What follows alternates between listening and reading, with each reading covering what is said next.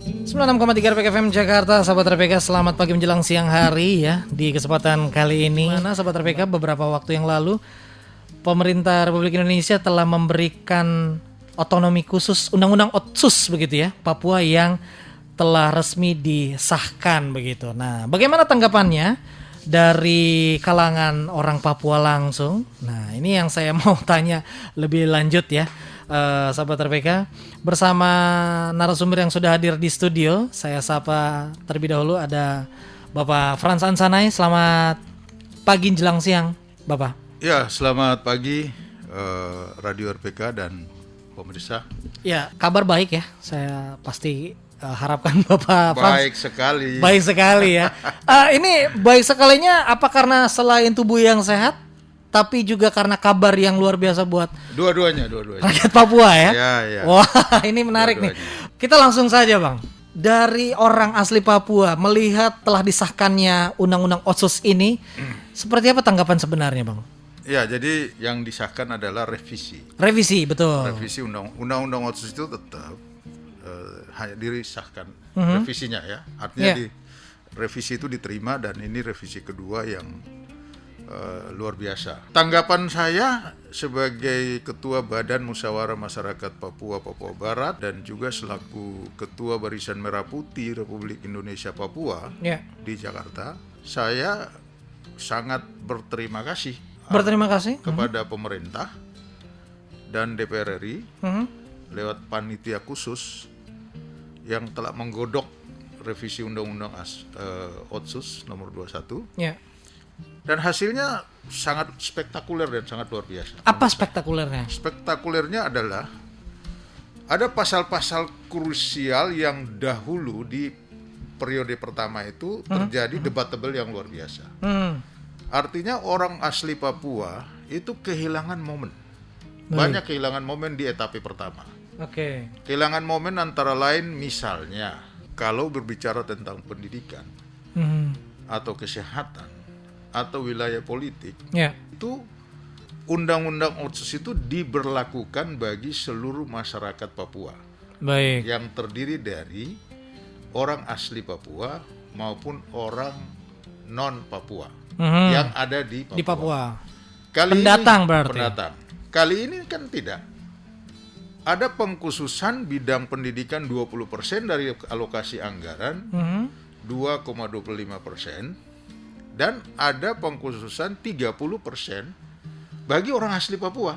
Oh, porsinya lebih? Porsinya seperti itu. Artinya bahwa orang asli Papua boleh mengenyam pendidikan dengan biaya 30% dari alokasi dana Otsus sampai perguruan tinggi.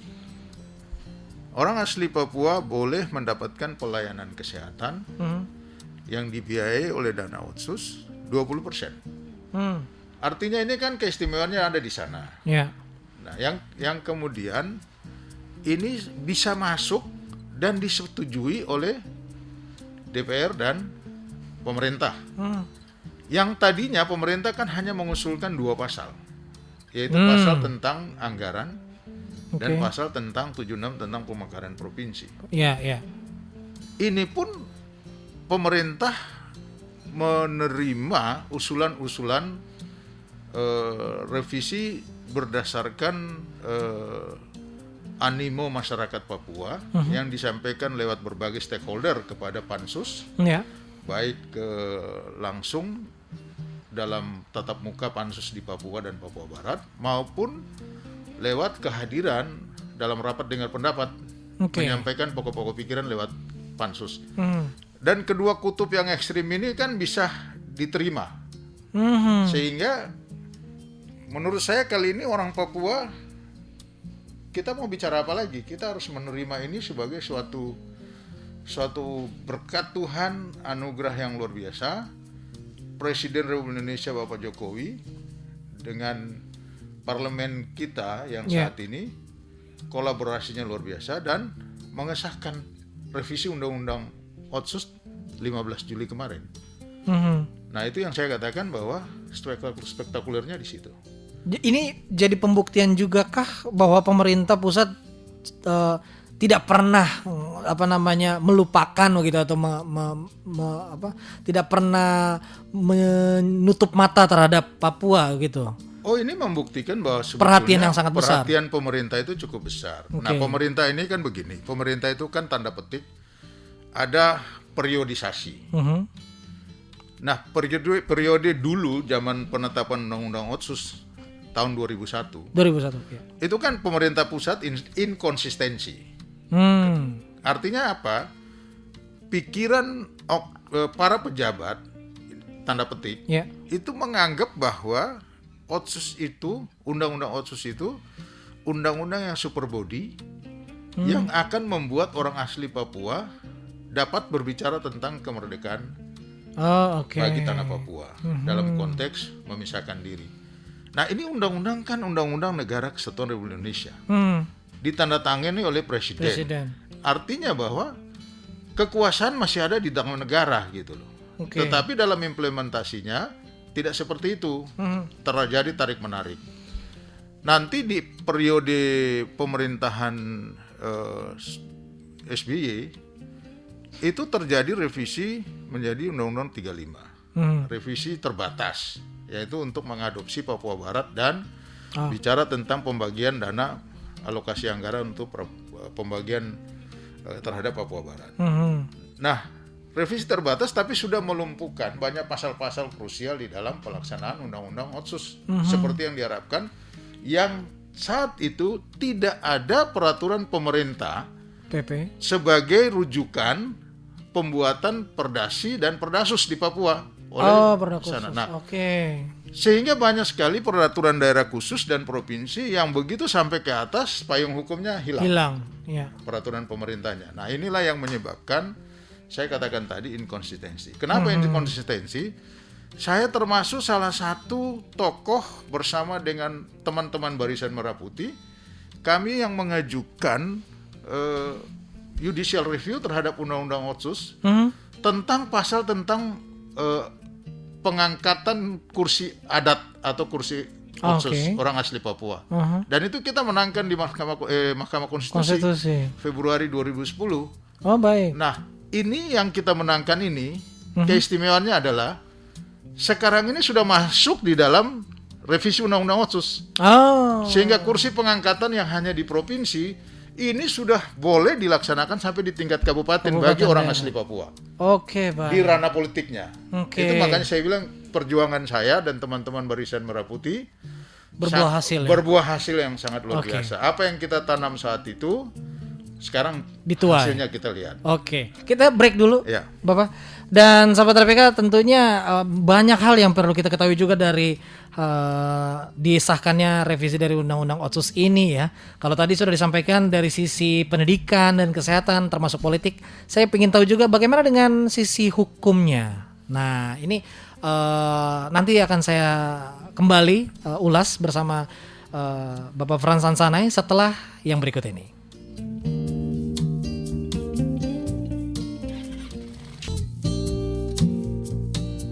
96,3 RPK FM Jakarta, sahabat RPK. Kami sapa Frans Ansanai atau Bapak Willem Frans Ansanai, Ketua Badan Musyawarah Masyarakat Papua dan Papua Barat.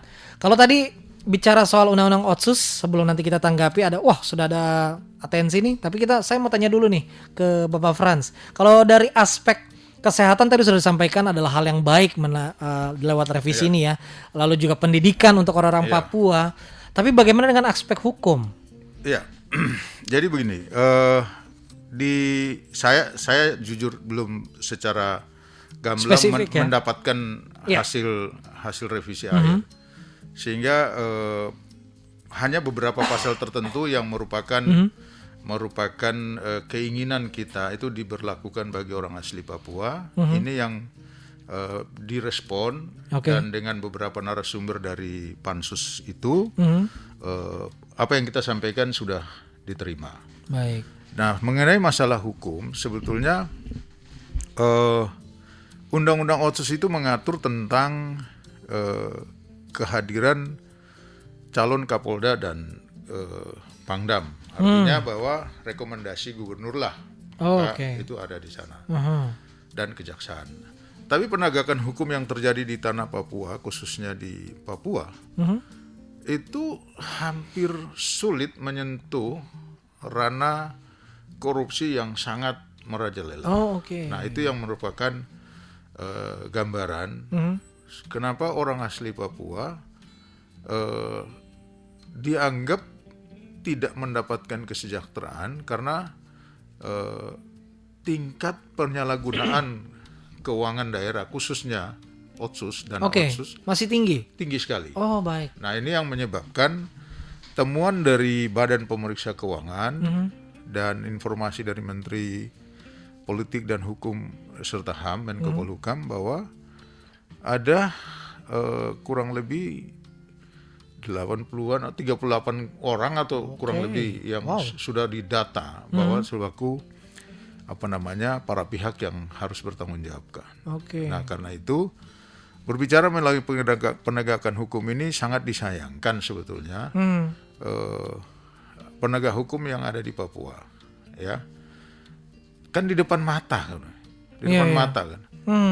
Nah, mungkin karena ada pasal-pasal atau ada laporan-laporan keuangan BPK yang masih dianggap pemberian WTP itu sehingga menutup pintu bagi proses penegakan hukum. Dan saya kira penegak hukum juga mau membuat suatu tindakan harus berdasarkan hasil temuan Badan Pemeriksa Keuangan.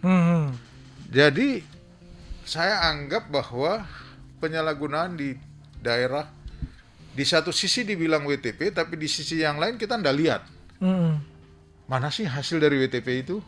Apakah ada infrastruktur yang baik?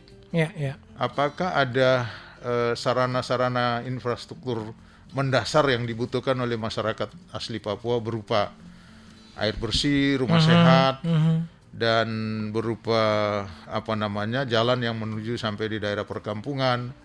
Seperti di Jawa kan kita bisa lihat sampai ke kampung-kampung jalan ada, transportasinya bagus, sarana air bersihnya tercukupi, listrik masuk sampai ke sana.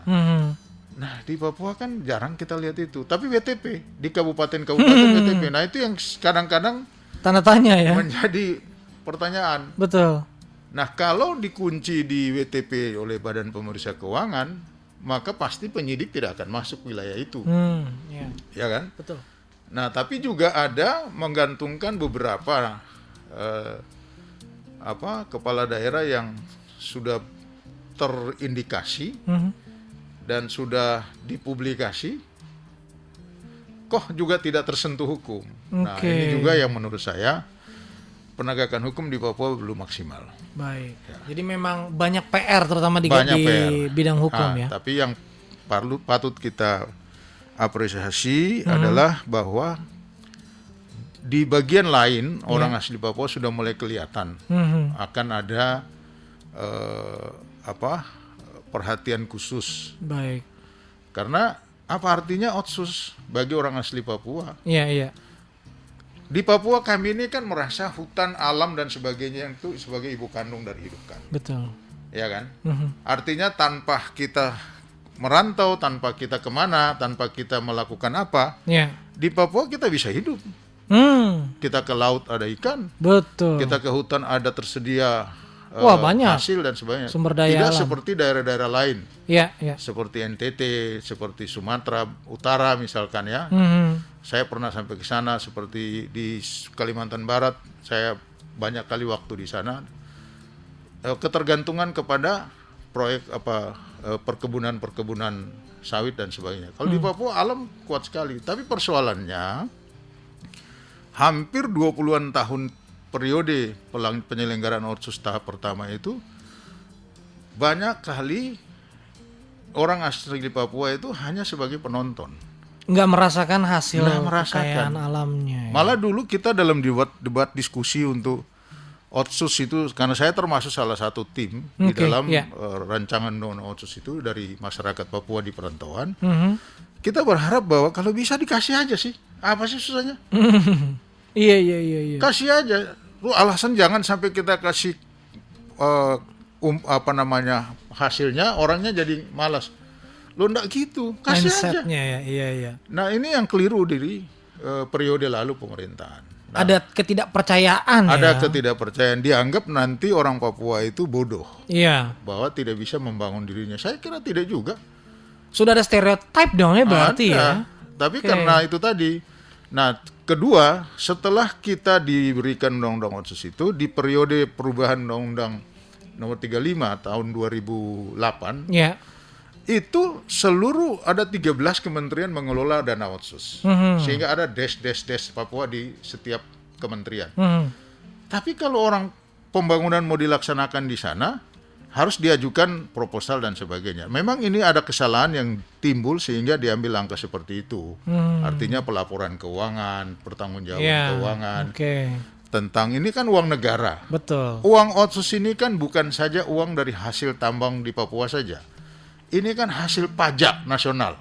Pajak nasional ini bisa dari mana-mana. Betul. Selain dari hasil-hasil tambang yang di sana, tapi juga ada pajak dari orang yang bukan Papua. Betul. Misalnya pajak kendaraan di wilayah lain dan Iya. sebagainya. Ini menjadi sebuah anggaran pembelanjaan dari sisi pajak yang diberikan saat itu 2% dari DAU nasional. Nah, kalau dikasih saja kepada orang asli Papua, perhitungan kita saat itu, satu kepala keluarga itu bisa dapat 10 juta. Nah, kalau dia dapat 10 juta, kita harus backup dengan reward dan punishment. Reward dan punishment-nya adalah, ini digunakan untuk pendidikan, untuk Oke. mendrive diri jadi maju. Tapi Iya. kalau Anda salah gunakan, Dapat untuk punishment. ini, kau dapat punishment. Iya. Ini yang kita teriak-teriak terus, tapi seolah-olah tidak mendapatkan perhatian. Oke. Makanya saya bilang hari ini bagi saya bahwa Undang-Undang Otsus kali ini sangat memberikan ruang bagi orang asli Papua. Oke, Nah baik. karena itu kita harus sosialisasikan. Pasti ada pihak yang tidak setuju. Iya, pro dan kontra Pro dan selalu kontra ada. selalu ada. Betul. Tapi minimal mari kita lihat dulu ke depan. Ini sudah jadi satu langkah yang baik Running, ya. Start yang baik. Oke. Kita harus break sejenak karena dan sudah ada banyak atensi melalui WhatsApp ya yang saya perhatikan nih, nanti akan kami tanggapi setelah kita cocokkan dulu tanda waktu yang ada di studio.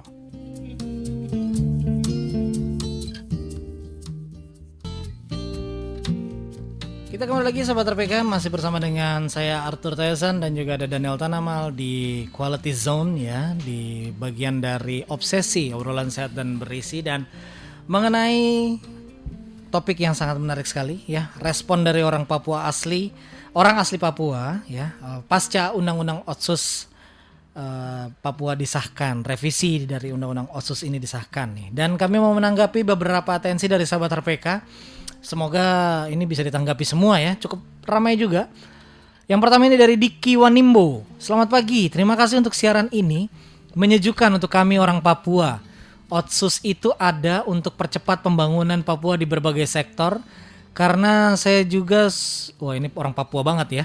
Karena saya juga subaca isi Otsus ini yang adalah hak rakyat Papua yang sudah diperjuangkan para tokoh-tokoh Papua. Jadi saya ingin menuntut Pemda untuk jalankan amanat ini dengan baik karena banyak yang belum merasakan Otsus ini dengan maksimal. Ini ujung tombaknya Pemda ya berarti ya. Memang harapannya, betulkah harapannya dituangkan kepada iya, Pemda? Betul. Seperti yang Diki Iya, betul. sampaikan. Jadi satu undang-undang itu ditetapkan oleh negara, pemerintah, pelaksanaannya di sebagai perpanjangan tangan itu pemerintah daerah tingkat Bolanya 1 berarti di Pemda.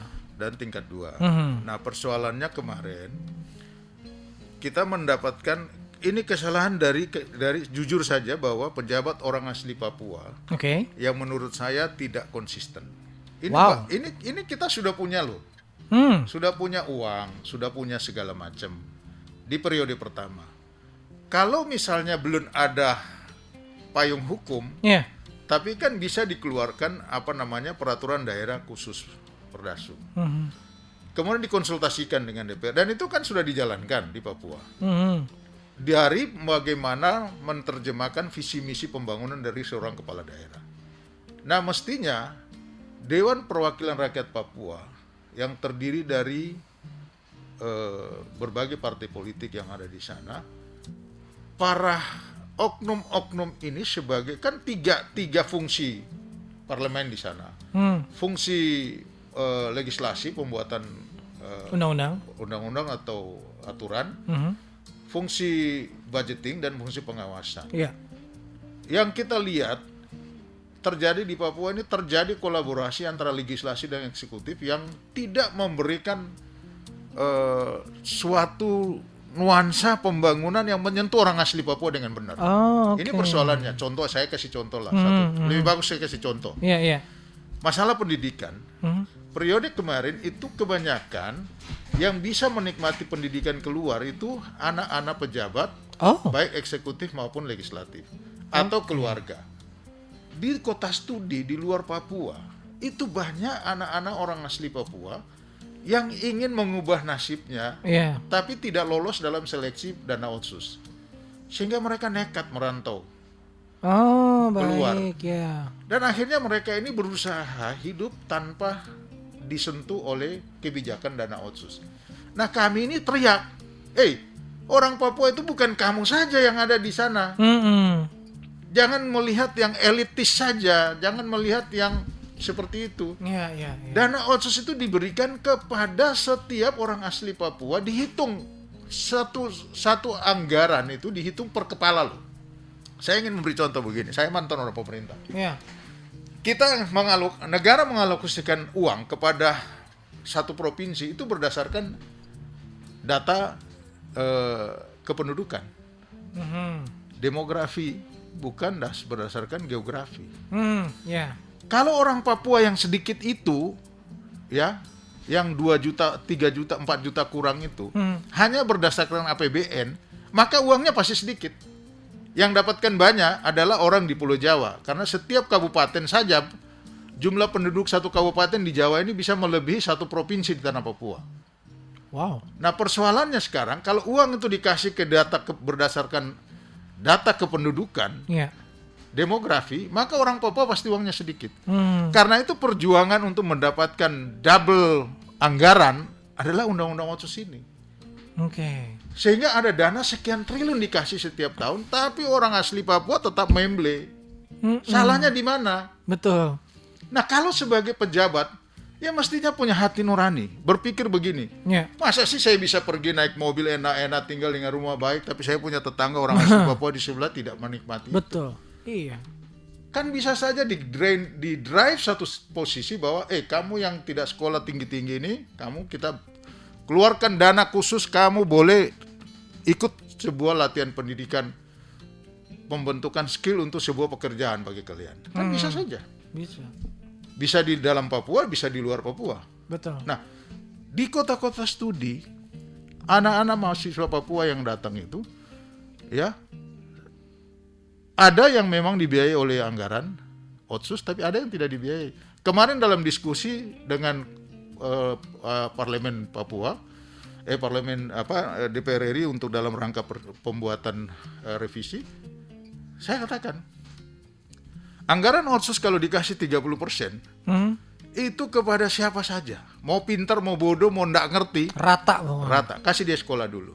Kita ini kan hanya kesempatan dulu kan. Iya. Kalau tanpa kesempatan ndak mungkin. Betul. Nah, orang yang bapaknya baik, punya penghasilan baik, jangan dikasih double kesempatan. Masih ada orang susah. Betul. Akibatnya apa? Mahasiswa yang mengalami ketidakadilan dengan adanya anggaran otsus, mereka ya daripada kita harap-harap dana otsus tidak ada, ya ada isu sebuah negara, ya akhirnya mereka lari ke sana, berteriak tentang Papua Merdeka. Iya. Nah, ini yang harusnya dijawab oleh dijawab oleh pemerintah daerah. Kenapa generasi manusia muda seperti begitu? Karena Anda tidak merawat mereka gitu loh. Pertanyaannya bagus sekali ya. Iya. Kenapa bisa terjadi? Ya karena tidak dirawat. Tidak dirawat dengan baik. Padahal anggaran cukup besar loh. Iya. Iya kan? 100 triliun lebih loh. Berapa puluh tahun. Wow. Nah, makanya saya anggap ini terobosan. Supaya apa? Alokasi dana 30% yang diberikan dari dana otsus itu bisa dinikmati oleh generasi baru. Mereka boleh disekolahkan. Jangan pakai ukuran-ukuran dia harus lolos ini, lolos ini. Kan lama kita bisa bikin grade, ya kan? Kau lolos ini grade ini, kau kuliah di sini. Kau lolos ini grade ini, ada perguruan tinggi. Kau yang tidak lolos ada perguruan tinggi terima. Semua dibiayai. Karena keberhasilan orang itu bukan karena perguruan tingginya. Iya, betul. Tergantung siapa dia. Iya. Menghargai niatnya juga. Niatnya kan? juga. Iya, betul. Nah, ini yang saya kira, saya sebagai Ketua Bamus Papua Barat, saya merasa ini momentum bagi kami orang asli Papua. Saya merasa momentum bagi saudara-saudara saya. Yang akibat ini mereka teriak dianggap OPM, mereka bicara dianggap separatis, ya. mereka bicara dianggap, tapi sekarang sudah terakomodir semua. Ya mudah-mudahan kita berharap pemimpin daerah ke depan nggak usah membangun polemik pusat Jakarta. Ya. Ukuran kinerjamu aja dinilai dari Jakarta nggak beres, terus lu mau ngomong apa coba? Betul. Iya kan? Iya. Mau protes ini barang, lu kerja bener nggak? Nah, bercermin dulu ya. Bercermin dulu. Wow. Oke. Begitu. Ada banyak ketanggapan nih, Bapak. Sekaligus kita cooling down sedikit. Oke. Demianus di Depok. Mana tadi bro? Demianus. Oh iya, ini dia. Selamat pagi, mantap ini dialognya. Kita tetap dukung Papua sebagai bagian Indonesia dan saudara sebangsa. Uang sudah digelontor, tinggal pengaturan keuangan dan komunikasi harus berjalan secara akurat, serta hukum tetap ditegakkan, juga sikap saling percaya antara pusat, daerah, dan masyarakat Papua. Sejalan seperti tadi yang sudah disampaikan oleh Bapak Franz ya. Lalu selanjutnya ada Domi di Kelapa Gading. Shalom Bapak narasumber. Perjuangan tetap berjalan, terima saja Otsus. Tapi ingat jangan sampai karena Otsus orang asli Papua lemah. Terbuai dengan uang, karena uang akar segala kejahatan. Jika tidak dikelola dengan baik, kita berharap orang asli Papua sejahtera. Harapan dari Domi di Kelapa Gading. Lalu dari Ben Pakel, pasal 34 masalah dana otsus sudah cukup jelas. Tetapi yang penting sekali dibahas di pasal 76 tentang pemekaran daerah. Masyarakat umum Papua harap pemekaran dilakukan oleh Gubernur, DPR Papua, MRP, bukan pemerintah pusat. Mau ditanggapi? Boleh. Silakan Bapak. Ya, jadi begini. Mengenai pemekaran itu sudah disampaikan oleh Pansus bahwa prosesnya harus sejalan dengan undang-undang otsus. Jadi kalau revisinya memberikan syarat bahwa undang-undang otsus itu tidak, kalau dulu kita berharap undang-undang otsus itu berlaku di seluruh tanah Papua. Sehingga dulu ada istilah kenapa tidak dilakukan revisi undang-undang dengan nama di tanah Papua. Di tanah Papua. Tapi kan tidak, ini bukan undang-undang baru. Jadi nomenklaturnya masih tetap undang-undang otsus di Papua. Tetapi di dalam pasalnya diatur pengaturan tentang bahwa di Provinsi Papua itu dapat terjadi pemekaran berdasarkan 7 suku besar. Oke. Jadi, saya ingat waktu itu pembicaraan ini. Dan ini sudah diakomodir juga. Oke. Dan itu yang akan dibahas di tingkat penetapan peraturan pemerintah yang nanti kemudian menjadi rujukan bagi pemerintah provinsi bersama dengan DPRP dan Majelis Rakyat Papua untuk merumuskan pemekaran yang layak seperti apa. Karena pemekaran harus memperhatikan bagaimana melindungi dan afirmasi terhadap orang asli Papua. Contoh ini. Ya. Belum pemekaran saja di Merauke, legislasinya itu orang asli Papua hanya 3 orang. Oh. Di DPR. Iya. Nah, karena itu sekarang ini perlindungannya adalah memang ada satu yang memang jadi perjuangan juga kita kemarin adalah kita minta partai politik lokal. Oh, nah, oke. Tapi baik, oleh baik. pemerintah dianggap tidak bisa diakomodir dan DPR juga dianggap tidak bisa diakomodir. Karena apa? Karena ada putusan MK yang menolak, tidak menyetujui partai politik lokal seperti Aceh. Oke, iya.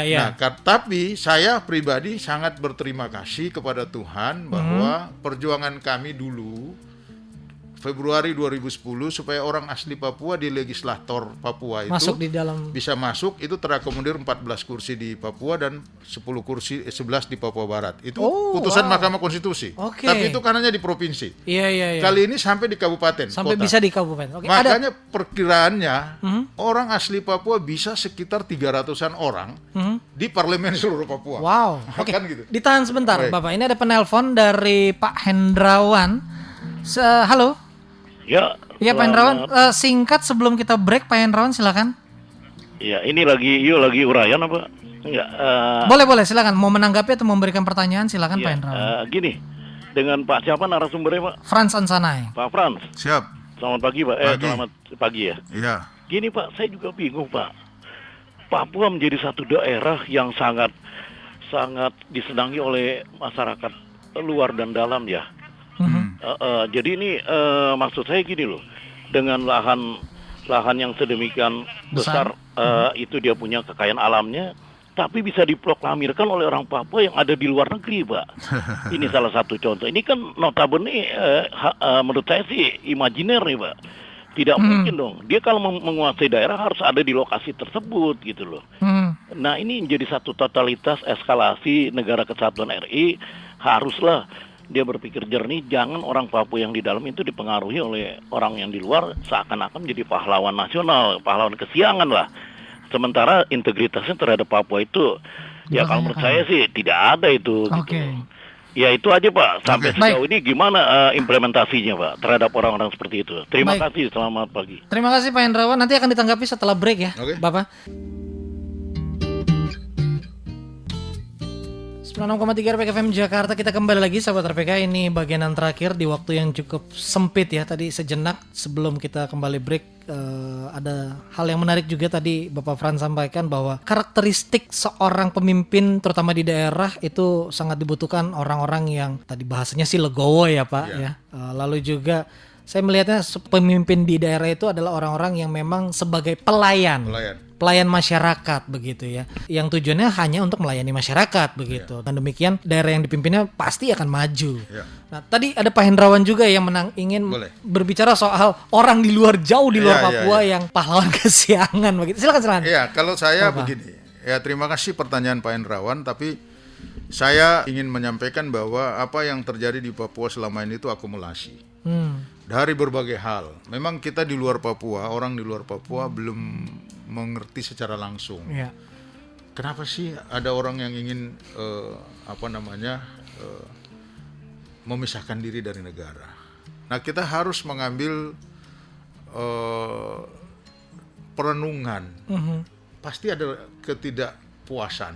Ya, saya nggak usah bicara Papua lah. Di Pulau Jawa pun juga pernah terjadi. Betul.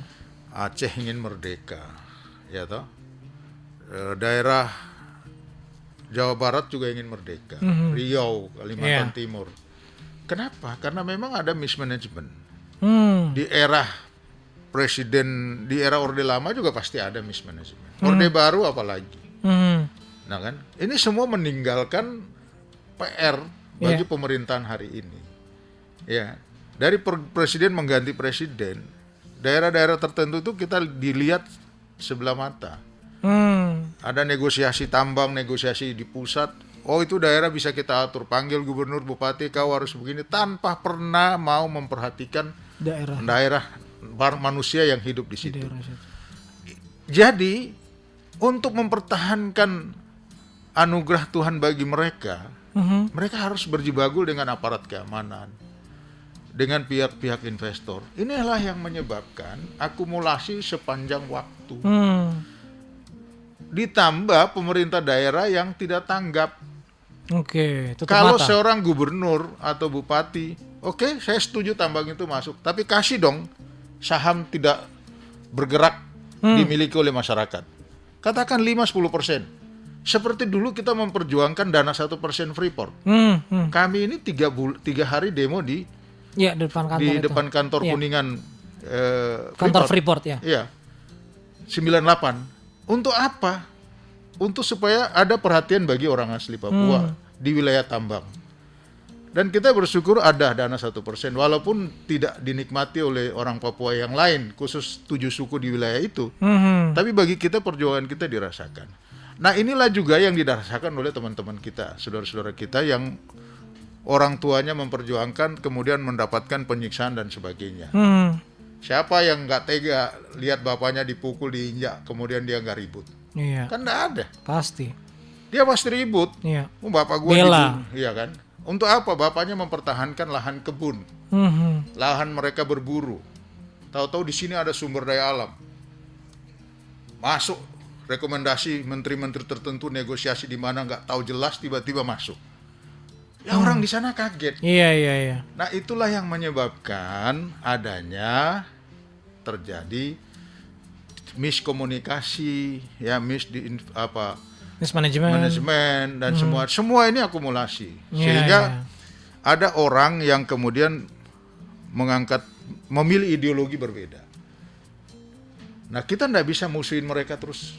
Itu silakan negara punya urusan. Oke. Tapi bagi kami orang asli Papua, kita ingin maju. Iya. Hidup berhasil dalam sebuah negara yang kita percaya dari Tuhan. Iya kan? Baik. Ya. Tapi negara yang diberikan oleh Tuhan ini juga harus memperhatikan umat Tuhan. Kan Betul. gitu. Nah, manajemen pemerintahan daerah, saya katakan tadi, karena ya mungkin pejabat orang asli Papua sudah bergeser daripada style gaya hidup, lompatan budaya, ingin ingin dihormati, ingin hebat. Tapi begitu turun, masyarakatnya masih tidur pakai koteka, rakyatnya masih begini, masih cawat, masih tinggal dengan baju, maaf kata sampai yang wanita mungkin pas haidnya tidak bisa tertolong. Terus mau bikin apa? Apakah mereka harus hidup di sebuah lingkungan yang seperti begini? Iya. Tapi dia punya pejabat orang asli Papua juga. Bisa pakai parfum 10 meter, kita tahu baunya, oh ini parfum merek ini dan sebagainya. Masa sih nggak punya hati nurani? Masih Peduli terhadap masyarakatnya sendiri. Makanya kita butuh pemimpin di daerah yang punya kepekaan sosial. Jangan hanya bicara di gereja, sumbang sekian, seolah hebat. Tapi aplikasinya mana? nggak ada. Nggak ada. Iya. Tahu-tahu WTP. Iya Bisa betul. pakai mobil yang hebat dan sebagainya, Iya. bisa pindah hotel, nggak penting. Membangun Papua bukan itu. Kita butuh hati nurani seorang pemimpin yang menangis bersama dengan rakyatnya, Yang merasakan deritanya. Oke. Memberikan keputusan yang radikal. Saya akan bangun ini dengan pengusaha ini kalau kau punya sekian persen kasih kepada rakyat ini. Jangan juga terjebak di dalamnya. Betul. Nah, itu sebetulnya hal-hal sepele. Oke. Jadi ada orang mendeklarasikan di luar, ya udahlah kita biarin aja. Tapi hari ini kita mau Papua berubah. Betul. Dengan revisi Undang-Undang Otsus ini, adik-adik saya orang asli Papua akan mendapatkan wilayah politik, menjadi anggota DPRD itu jadi DPRK kan? DPRK. K itu artinya khusus. Wow. Atau khusus atau kabupaten saya nggak ngerti. Tapi itu sudah nomenklaturnya begitu dalam Undang-Undang Otsus. Otsus ya. Mereka akan diangkat menjadi anggota DPR. Kalau dulu mereka akan nonton. Iya. Karena partai politik yang punya uang bisa bayar KPI masuk. Bisa. Itu merupakan akar perjuangan kami waktu itu. Baik. Bahwa 2009 DPR provinsi itu diisi oleh hampir 70% orang bukan Papua. Sehingga kita perjuangkan dan hari ini mendapat penguatan di dalam Undang-Undang Otsus. Wow. Sehingga mereka bisa bicara perubahan nasib mereka di parlemen, kontrol tentang bupati atau gubernur, kau bangun dulu Papua yang benar. Asal dia juga sebagai anggota DPR jangan kaget juga. Iya.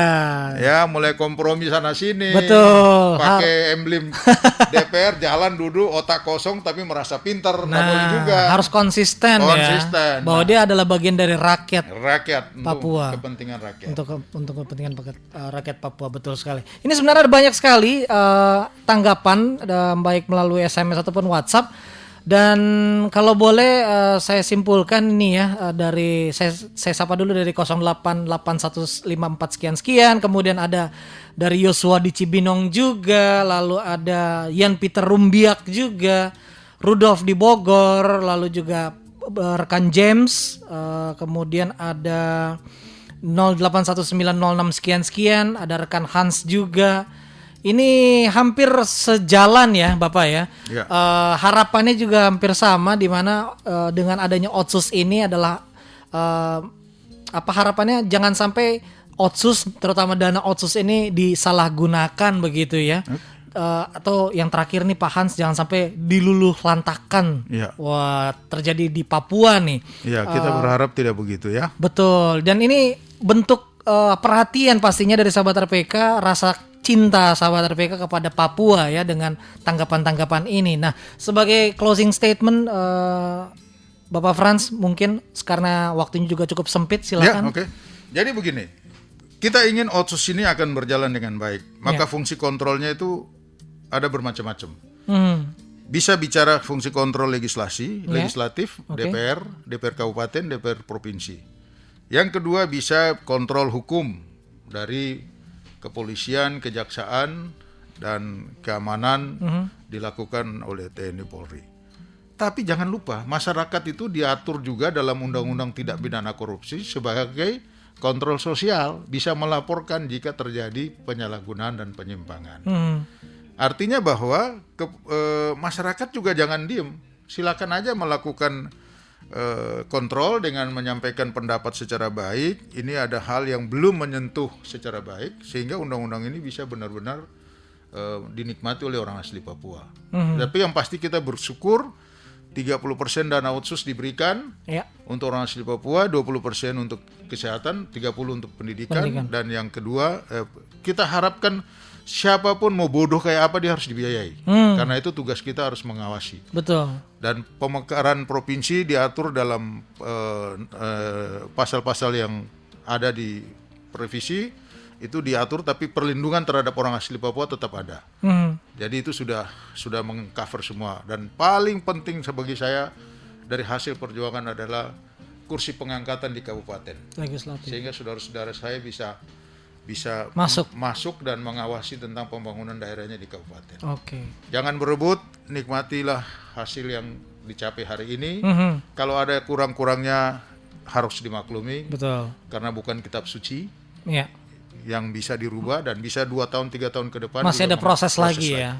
Saya kira itu closing statement dari saya. Baik, terima kasih Bapak Frans. Dan yang pastinya sahabat RPK, Papua adalah salah satu bagian yang tidak terlepaskan dari Indonesia.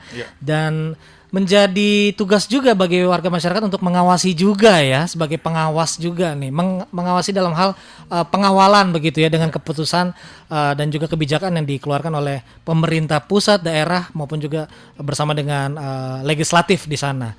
Terima kasih sekali lagi Bapak Frans atas waktunya.